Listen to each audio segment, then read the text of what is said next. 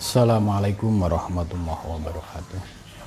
Ila khandri Nabi Mustafa Rasulillah sallallahu alaihi wasallam balik wa minal anbiya al mursalin wal awliya wasyuhada wasyarikin wal malaikat wal muqarrabin khususan musannafun al kitab Syekh Abu Hamid bin Muhammad bin Khalil wa khususan Syekh Laumul Fatihah. A'udzu billahi minasyaitonir rajim. Bismillahirrahmanirrahim. Alhamdulillahirabbil alamin arrahmanir rahim maliki yaumiddin. Iyyaka na'budu wa iyyaka nasta'in ihdinas siratal mustaqim. Siratal ladzina an'amta 'alaihim ghairil maghdubi 'alaihim waladdallin. Bismillahirrahmanirrahim. Subhanaka la ilma lana illa ma 'allamtana innaka antal alimul hakim. La haula wa la quwwata illa billahil aliyyil azim. Rabbi shrah li sadri wa yassir li amri wa hlul 'uqdatam min lisani yafqahu qawli amin. Qala musannif rahimakumullah wa nafa'ana bihi wa bi ulumi fitarin amin ya rabbal alamin. Malam ini kita akan melanjutkan kajian kitab Ihya Ulumuddin juz 2, membahas tentang hak-hak sesama muslim.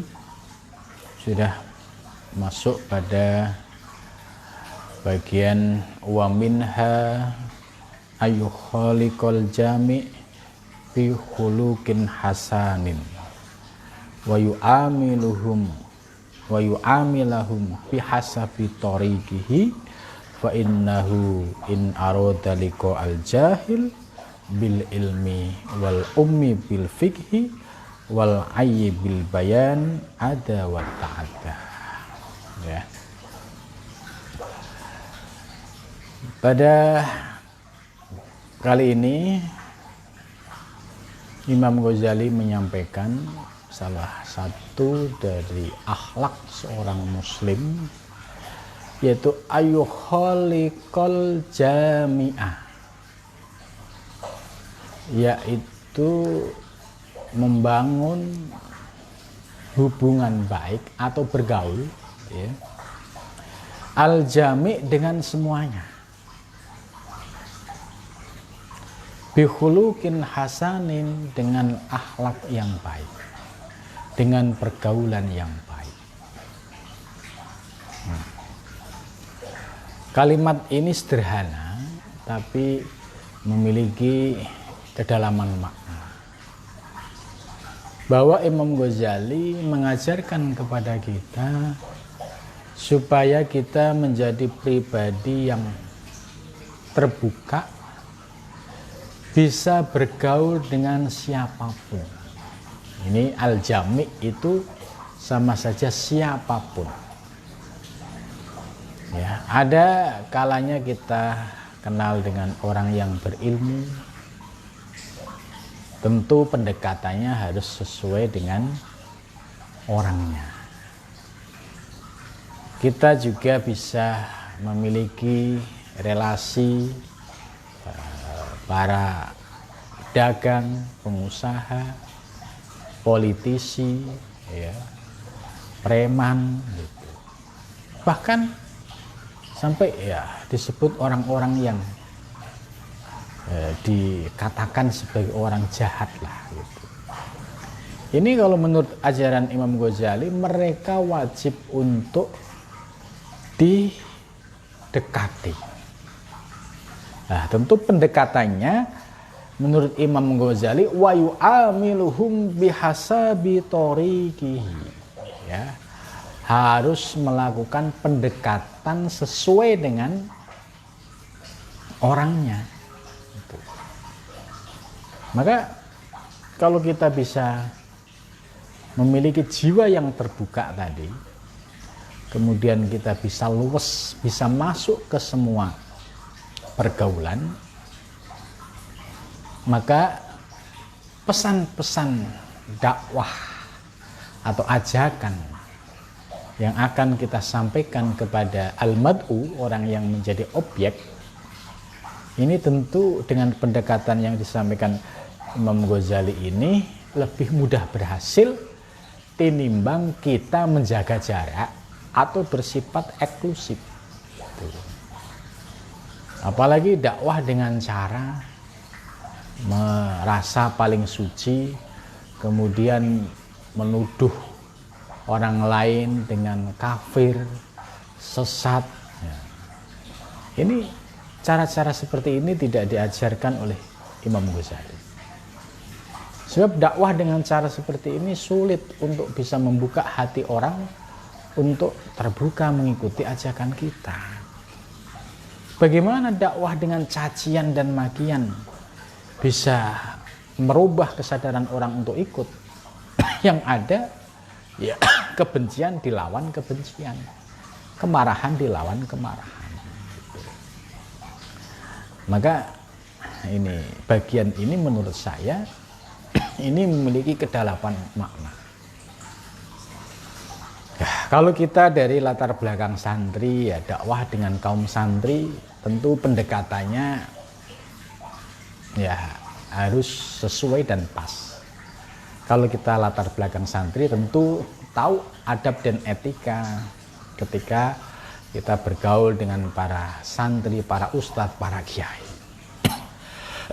Nah ini bihasabi torikihi ini penting, pendekatan sesuai dengan karakter yang kita ajak untuk bergaul ini penting. Ada kalanya kita perlu mendekati orang-orang yang sering disebut abangan, gitu ya. Orang abangan itu ya dia Muslim, Islam, KTP-nya Islam. Hanya saja belum mendapatkan pintu hidayah, ya, masih malas sholat. Gitu. Ya, dia hidupnya ya suka-suka. Gitu. Nah, orang-orang semacam ini perlu pendekatan khusus. Maka dakwah-dakwah yang dilakukan oleh seperti Gusmi, ya, mendekati ya, preman-preman, mendekati para pelacur, ya, ini sesungguhnya bagian dari pengamalan ya, ajaran Imam Ghazali. Gitu. Kalau Gus Miftah bisa dakwah di kalangan pelacur, itu nggak gampang bisa masuk, diterima, dan mereka mau mendengarkan ajakan kita itu nggak gampang. Itu perlu pendekatan. Dan maka Imam Ghazali sudah menyampaikan wa yu'amiluhum bihasabi thariqihi. Ya, kita sudah bisa melihat bagaimana dakwah yang dilakukan Gusmi, ya, kemudian Gus Miftah itu sampai masuk ke wilayah itu ya perlu pendekatan khusus. Itu. Ya. Ya kalau begitu kita bagi-bagilah. Ya. Tidak bisa kita sebagai satu orang itu bisa merantasi, mendekati semua kalangan, belum tentu. Pasti kita punya tugas masing-masing dan peran masing-masing. Ya kalau Ustadz, Kiai, ya tantangannya yang dihadapi ya para santri, gitu kan. Kalau orang yang dakwahnya di luar, ya bisa dengan kalangan di luar itu. Tentu semua punya cara untuk mendekati. Nah, yang paling penting dari ajaran Imam Ghazali ini, bagaimana sifat terbuka ini yang harus kita bangun. Ya, terhadap siapapun, ini penting. Nah, kita sering melihat pendekatan dakwah yang tidak pas, ya, dengan cara caci maki ini sudah tidak pas. Dengan cara menuduh ya, bid'ah, sesat, ini saya kira tidak pas, ya. Harus melakukan pendekatan yang pas, gitu. Maka kalau kita bisa mengamalkan ini, ya, dengan pendekatan yang pas, niscaya kita akan bisa menunjukkan kualitas akhlak sebagai seorang Muslim, ya, benar-benar sangat indah. Bagi orang abangan, orang awam, dia tidak merasa dijauhi, tapi dia ada yang mendekati, ada yang ngajak bergaul, ada yang menghormati. Ini bagi mereka sesuatu banget. gitu.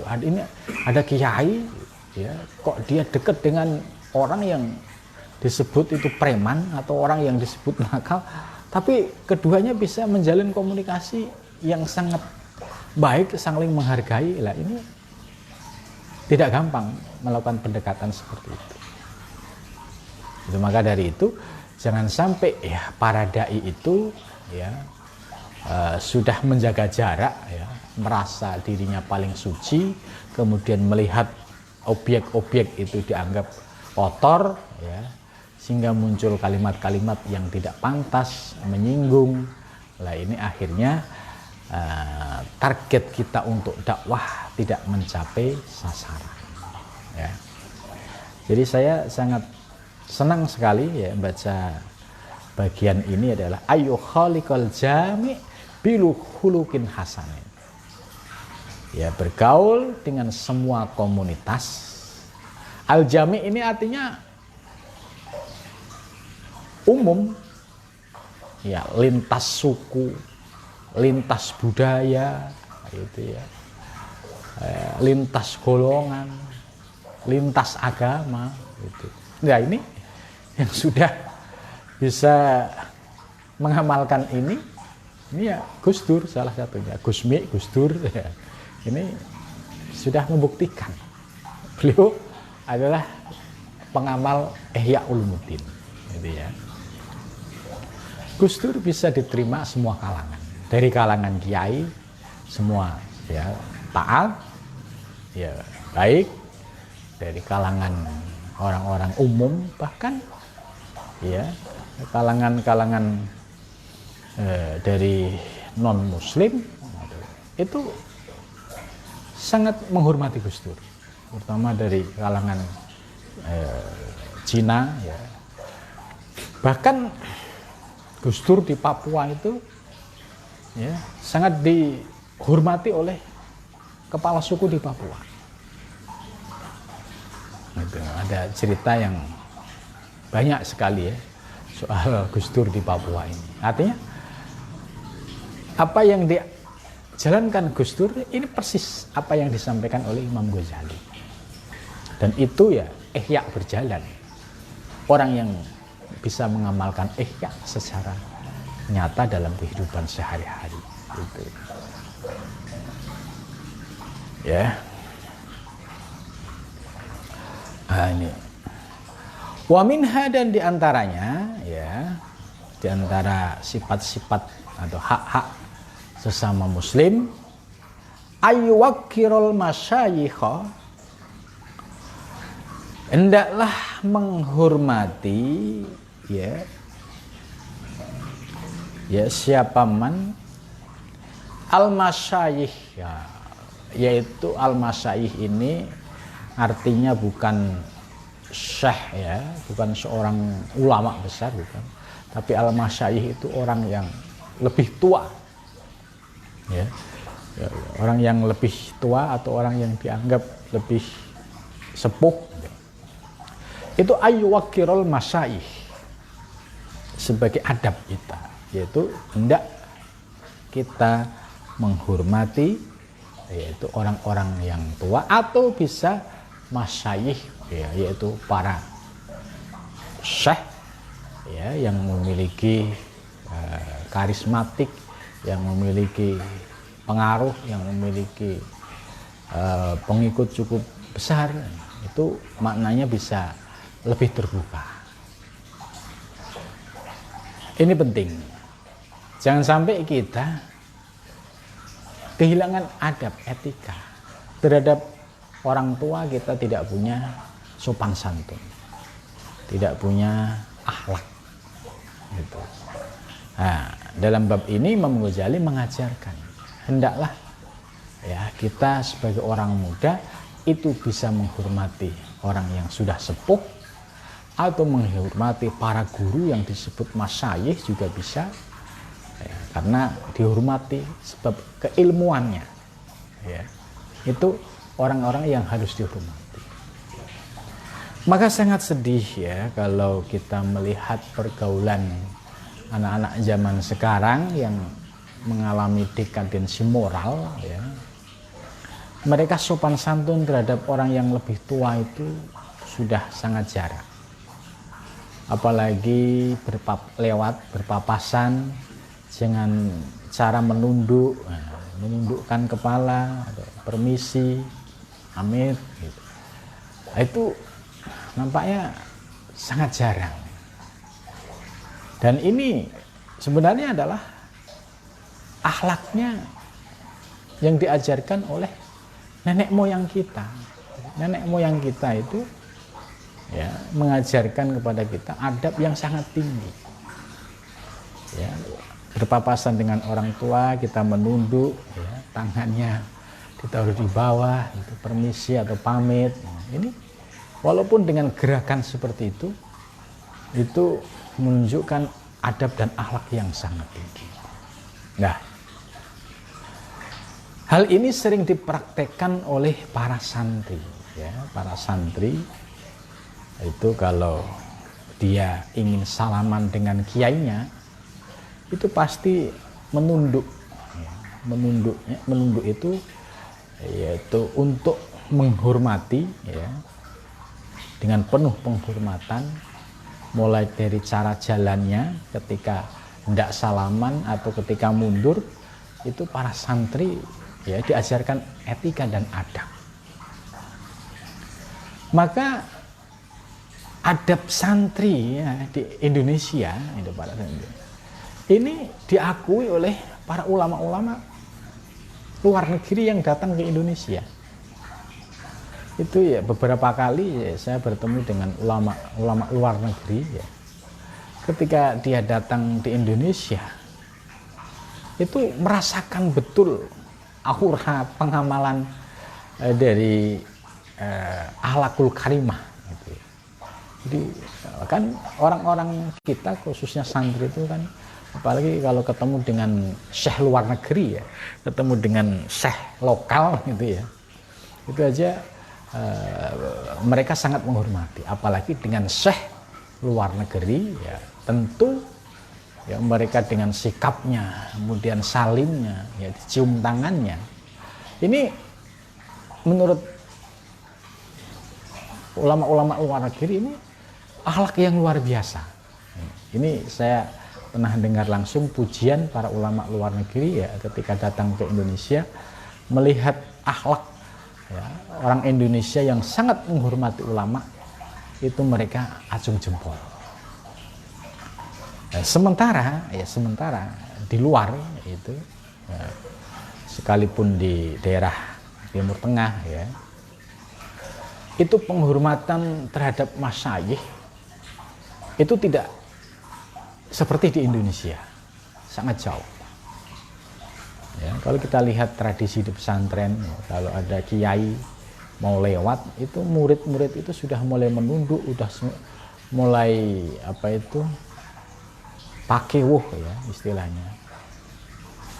Nah ini tradisi ini hanya di Indonesia. Ya. Kalau di Timur Tengah itu ya tradisi yang sampai seperti itu ya tidak begitu menonjol ya. Kalau salaman cium tangan iya, tapi sampai cara menghadap ya sambil menunduk, ini adanya di Indonesia gitu. Kalau di Arab ya kadang biasa-biasa saja ya. Kita seperti contoh mau menghadap kiai sepuh gitu, nggak pakai baju yang sopan atau nggak pakai peci, itu rasanya merasa nggak pantas, nggak patuh gitu. Kalau orang Timur Tengah itu dianggap biasa gitu. Yang penting salaman. Ada kalanya mereka salaman cium tangan, ada kalanya juga tidak itu. Maka akhlak-akhlak yang diajarkan oleh Imam Ghazali ini ya sangat nusantara sekali gitu. Kalau kita lihat wa minha gitu, diantaranya akhlak itu kok rasanya dipraktikkan oleh ya umat Islam Nusantara ini ya. Wa yarhamu sibyan, dan memberikan kasih sayang kepada anak kecil. Jadi di antara akhlak yang diajarkan oleh Imam Ghazali adalah menghormati yang sepuh. Ya, sepuh itu bisa memiliki pengertian usianya, atau sepuh bisa memiliki pengertian karena ilmunya. Ya, kita ta'dimi, kita hormati karena kedalaman ilmunya gitu. Itu ayyuwaqqirul masyayikh wa yarhamas sibyan, dan menyayangi anak-anak kecil. Gitu. Qala Jabir radhiyallahu an, Jabir radhiyallahu an berkata, qala, bersabda siapa Rasulullah sallallahu alaihi wasallam, laisa minna man lam yuwaqqir kabirona wa lam yarham saghirona. Rujukan apa yang disampaikan oleh Imam Ghazali bersumber dari hadis yang diriwayatkan oleh Jabir. Ya, Jabir berkata, qala Rasulullah sallallahu alaihi wasallam, laisa minna, bukan termasuk golonganku, man, orang, lam yuwakir, yang tidak menghormati, siapa man, kabirona, orang-orang sepuh di antara kami, walam yarham, dan tidak kasih sayang, ya, sogirona, kepada anak-anak kecil kami. Gitu. Ya. Ini hadis yang menjadi rujukan Imam Ghazali. Ya.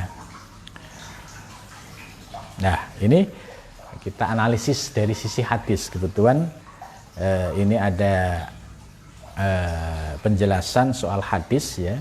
Ini kitabnya cukup bagus, ya. Nah, kita analisis hadis Jabir, laisa minna man lam yukir Sokabiruna wa yarham sagiruna, ini diriwayatkan oleh At-Tabrani, ya, fil Awsat, dalam kitab bisanadin dhaifin, dengan sanad yang dhaif. Wa huwa inda Abi Dawud wal Bukhari fil adab min hadis Abdullah. Akan tetapi di Imam Bukhari, ya, memasukkan fil adab dalam bab adab min hadis Abdullah bin Umar bisanadin hasan, dengan sanad yang hasan. Ya, jadi menurut satu sisi ini disebut dhaif, tapi sisi lain menurut Imam Bukhari ini kualitasnya adalah bisanadin hasan. Itu artinya dari sisi substansi, ya, ini tetap relevan karena tidak bertentangan dengan nas-nas yang qot'i, dan ajaran ini, ya, sebagai ajaran akhlak yang sangat tinggi. Itu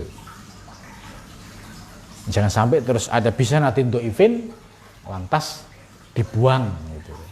Karena Imam Ghazali mengutip sebuah hadis, ya, sekalipun menurut para pengkaji hadis itu dianggap dhaif, tapi yang diambil adalah substansinya, dan substansi ini, ya, tidak bertentangan dengan nas-nas qot'i, baik bersumber dari Al-Quran maupun Al-Hadis. Itu maka dalam rangka untuk fadhailul amal, memperbaiki kualitas diri, meningkatkan kualitas rohani, ya, saya kira ini ada positifnya dan itu tidak ada masalah. Kecuali kalau hadis dhaif itu bertentangan dengan nas-nas yang qot'i. Nah, kemudian hadis yang dhaif ini kalau diamalkan menyebabkan kesesatan. Nah, ini baru dilarang keras. Tapi kalau dianggap bisanatin dhaifin, tapi kalau diamalkan menunjukkan akhlak yang tinggi, ya, menunjukkan kualitas rohani yang tinggi, kenapa tidak?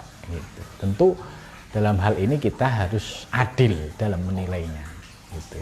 Jangan lantas dianggap semua hadis dhaif, semua kitab fikih ini hadisnya dhaif, kan tidak juga. Ya, dari sekitar 5.000 yang dikutip hadis itu kan hampir 2.000 hadisnya itu sahih. Kemudian yang lainnya itu ya masuk ke wilayah hasan Ada yang doif, ya, tapi doifnya itu ya doif yang tadi.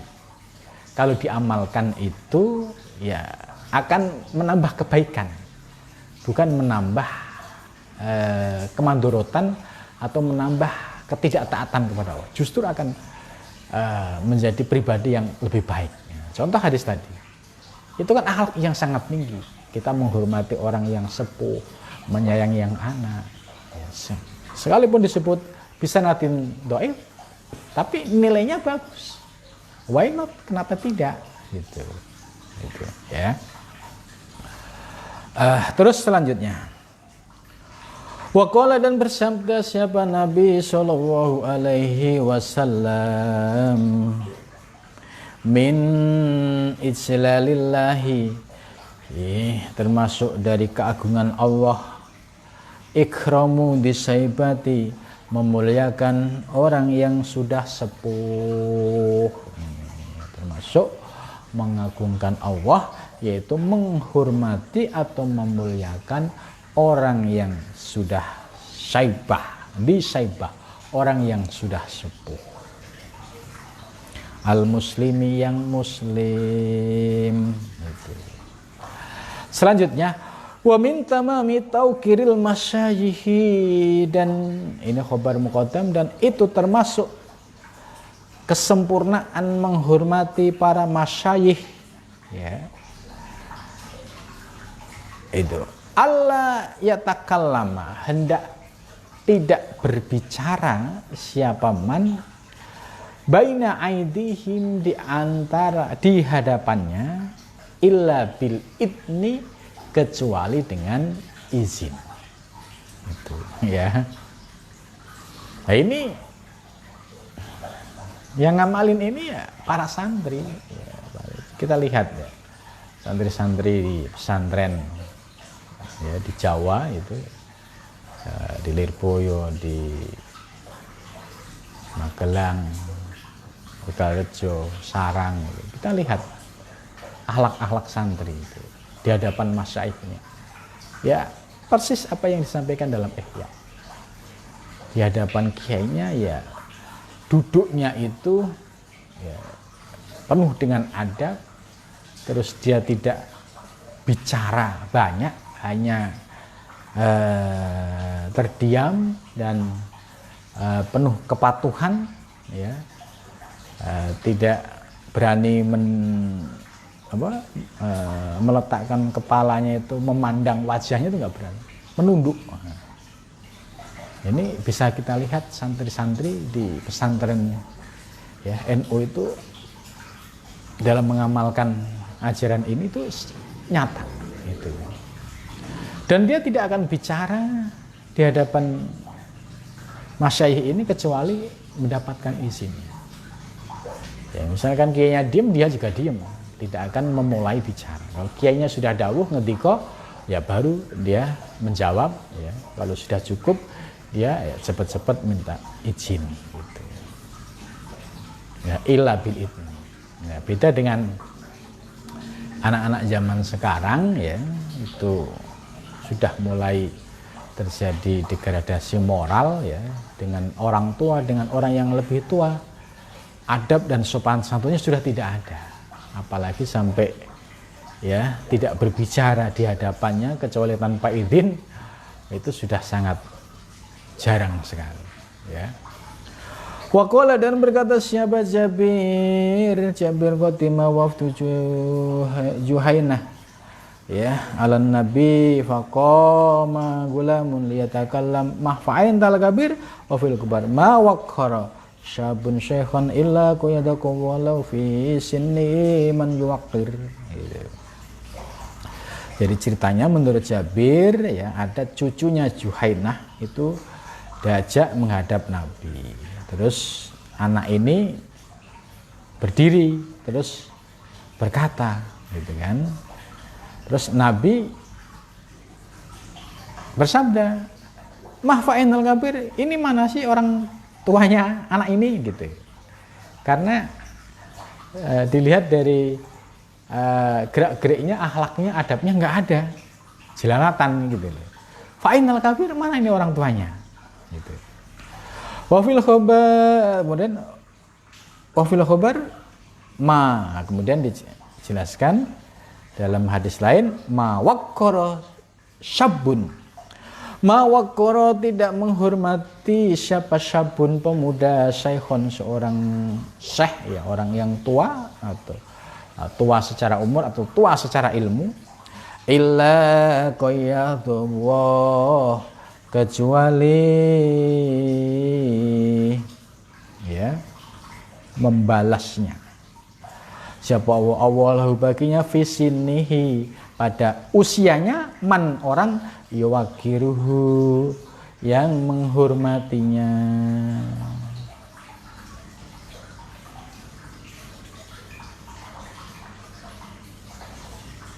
Nah ini masih sesuatu wakoro sabun syekhon ya illa quyadhahu fi sinhi man yuwakiruhu. Jadi kalau orang dia sikapnya mudah menghormati orang, ya nanti di usia tuanya dia juga akan dihormati orang lain.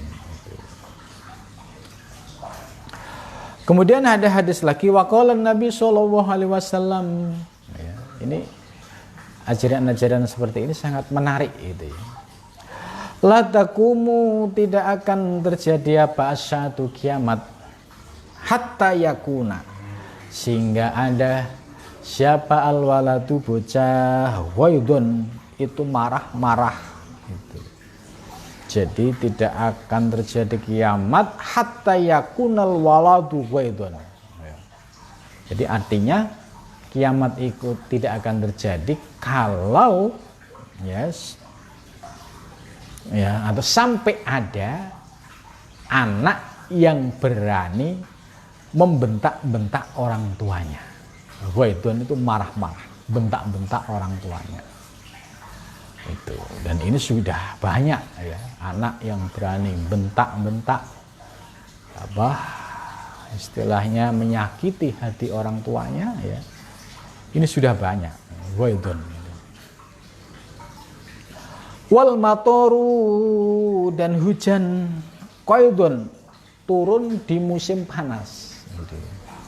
Jadi hujan turun di musim panas itu salah satu tanda kiamat. Ya, itu. Biasanya lazimnya hujan turun di musim hujan, tapi ini panas. Ya, musim panas tiba-tiba ada hujan. Ini berarti sudah ya mendekati tanda-tanda kiamat gitu.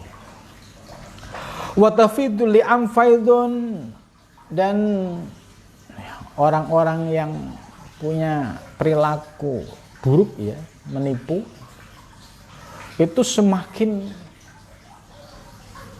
luas gitu ya. Di mana-mana kita ketemu penipu.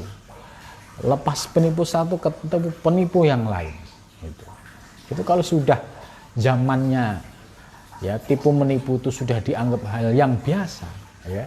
Ini tanda-tanda ini sudah mendekati kiamat gitu.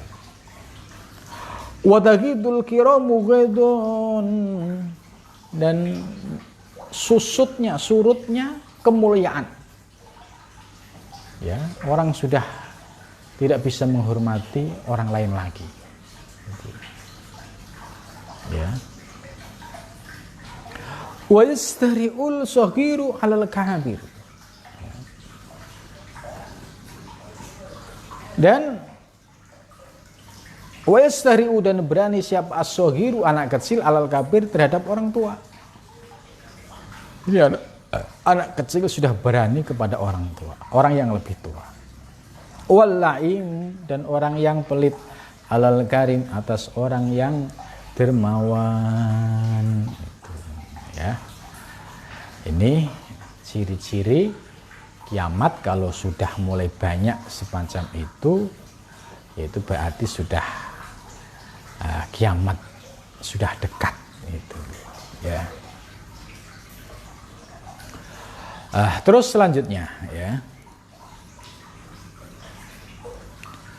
wa minha, dan diantara ya, sikap sesama muslim ayyakuna harus ada ma'akafatil kholqi serta seluruh manusia mustabsyiron. Mustabsyiron itu selalu memberikan aura positif. Mustabsyiron itu aura positif, itu orangnya mudah senyum, baik gitu. Tolkil wajhi itu wajahnya itu sumeh. Ya, ini yang meraktekin ini justru ini customer service, bank-bank, dealer-dealer ya. Mereka sebelum tamunya datang itu ekspresi wajahnya tersenyum menyenangkan itu sudah lebih dahulu ditampilkan. Ini dia mustabsyiron ya, talqal wajhi. Jadi auranya itu aura positif yang menyenangkan dan wajahnya itu sumeh. Ya, kita bisa lihatlah kalau ke bank ya, sejak mulai masuk dari pintunya itu karyawan itu sudah otomatis ya menyampaikan sapaan dengan penuh menyenangkan ya, sopan santun itu ya. Mustabsyiron talqal wajhi. Ya. Seharusnya akhlak ini adalah ya menjadi akhlak seorang muslim. Gitu. Tapi dalam manajemen modern akhlak ini dipakai oleh perusahaan-perusahaan yang memiliki kepentingan untuk menservis pelanggan. Sebab dampaknya dengan memberikan pelayanan yang positif dengan mustabsyiron talqal wajhi itu ya efeknya ada kepuasan pada pelanggan. Nah, kita bukan tujuan untuk mencari sisi keuntungan. Ya, hanya bedanya perusahaan ya menganjurkan karyawannya harus bersikap demikian ini kan hanya didasarkan tujuan profit oriented. Gitu kan.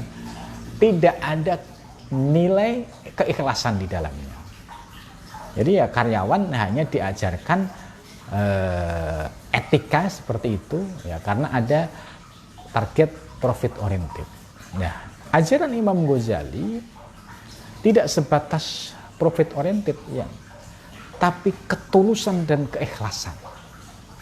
Sebab sambutan yang didasari dengan keikhlasan itu akan nampak ekspresi di mukanya. Kita bisa melihat ekspresi orang yang hatinya ikhlas, hatinya senang, itu dalam ekspresi wajah itu sangat kelihatan. Apakah dia cemberut? Kalau cemberut, oh berarti hatinya cemberut. Ketemu kok wajahnya berpaling, oh berarti hatinya itu sedang bermasalah. Gitu. Tapi kalau dia penuh kasih sayang, penuh kelembutan, sumeh, tapi didasari dengan keikhlasan. Dasarnya apa keikhlasan? Dia ingin menyenangkan saudaranya. Tidak ada kepentingan tadi seperti perusahaan yang punya tujuan profit oriented, tidak. Tapi kalau Imam Ghazali mengajarkan didasari untuk menyenangkan saudaranya. Ini tujuan yang diajarkan oleh Imam Ghazali. Maka ketika didasari dengan keikhlasan tadi tentu beda dengan sambutan di bank-bank yang hanya sekedar untuk profit oriented. Ya, kalau didasari dengan keikhlasan, dimanapun kita berada akan menyapa dengan keikhlasan. Tapi kalau tujuannya hanya profit oriented, ya, hanya saat dia di bank bersikap seperti itu, di luar bank kelihatan aslinya. Sebab apa? Tidak ada keikhlasan di dalamnya. Ini yang membedakan. Itu. Maka perilaku yang diajarkan Imam Ghazali itu basicnya adalah ketulusan dan keikhlasan untuk menyenangkan saudaranya. Qala bersabda siapa Nabi sallallahu alaihi wasallam, "Atadruna alaman?" Apakah kamu tahu alaman terhadap orang hurimat yang diharamkan, diharamkan apa annaru neraka? Apa kamu tahu? Ya, orang yang diharamkan masuk neraka. Qalu mereka menjawab, Allahu bermula Allah wa rasuluhu dan utusan Allah, a'lamu itu lebih tahu. Ya, jawabnya Allah dan Rasulnya lebih tahu. Qala menjawab siapa Nabi, alal layyini, yaitu orang yang memiliki sifat yang lembut, ya. Lembut perkataannya, ya. Wajahnya sumeh, ya. Al-hayyini, yang ya yang istilahnya yang memudahkan, yang menyenangkan, as-sahli, yang gampang, al-qaribi yang dekat. Ini ternyata orang-orang semacam ini mendapatkan penghormatan, dia tidak akan disentuh oleh api neraka. Ya, untuk. Wa qala Abu Hurairah, dan berkata siapa Abu Hurairah radhiyallahu anhu, qala bersabda siapa Rasulullah sallallahu alaihi wasallam, innallaha sesungguhnya Allah yuhibbu demen cinta siapa Allah as-sahla kemudahan, watul wajhi dan orang yang sumeh atau orang yang wajahnya itu berseri-seri.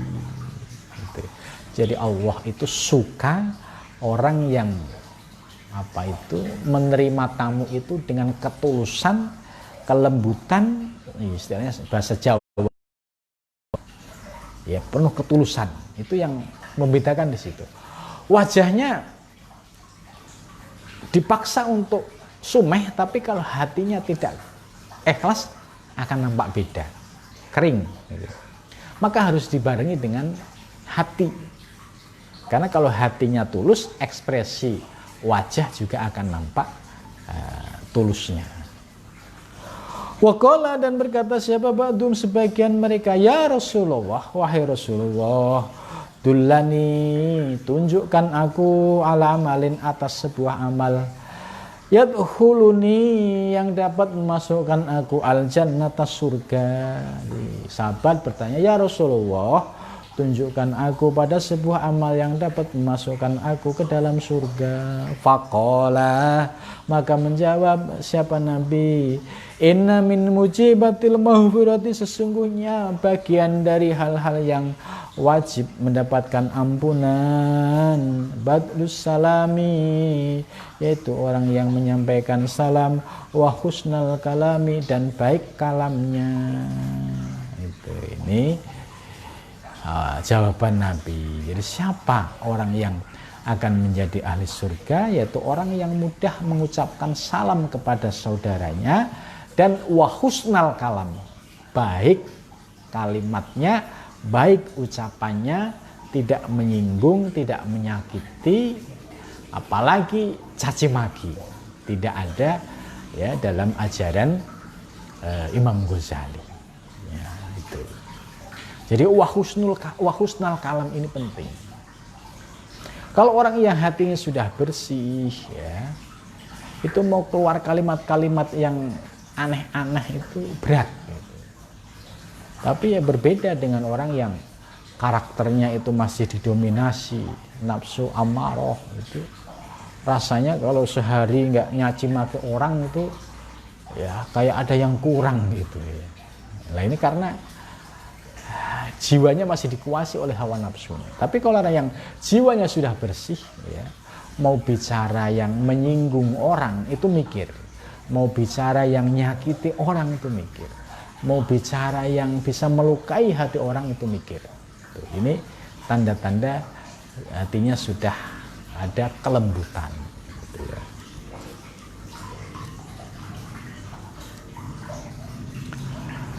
Kemudian berikutnya, waqala dan bersabda siapa Nabi, ittaqu, takutlah kamu, annaro api, walau bisyikit timrotin, walau dengan berat ya biji kurma. Faman lam yajid, barang siapa yang tidak menemukan, fabi kalimatin thayyibah, maka dengan kalimat yang baik. Jadi kalau pengen terhindar dari neraka, ya janganlah macam-macam ya, mengucapkan kalimat-kalimat yang tidak pantas, tapi ucapkanlah bi kalimatin thayyibah, yaitu dengan kalimat-kalimat yang baik. Ya. Wa qala, dan bersabda siapa Nabi sallallahu alaihi wasallam, inna fil jannati, sesungguhnya di dalam surga, lagurufan, ada kamar, yuro, nampak duhuruha ya, luarnya, min butuniha, dari sisi dalamnya, wa butunuha, dan dari dalamnya, min duhriya, nampak dari luarnya. Jadi nanti di surga itu ada kamar yang sangat transparan sekali, ya, dari luar itu nampak dalamnya, dan dari dalam nampak luarnya. Ini kan nggak bisa kita bayangkan keindahan, ya, kamar yang seperti ini. Ya. Faqala Arabi, ada yang bertanya, liman hiya ya Rasulullah, untuk siapa itu ya Rasulullah?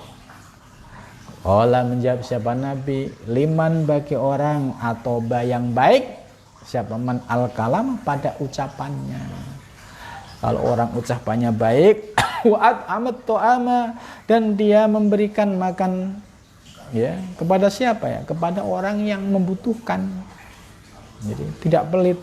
Wasolat, dan dia sholat, bilaili, di tengah malam, wanasu, sedangkan manusia niyamun, sedang tidur. Itu.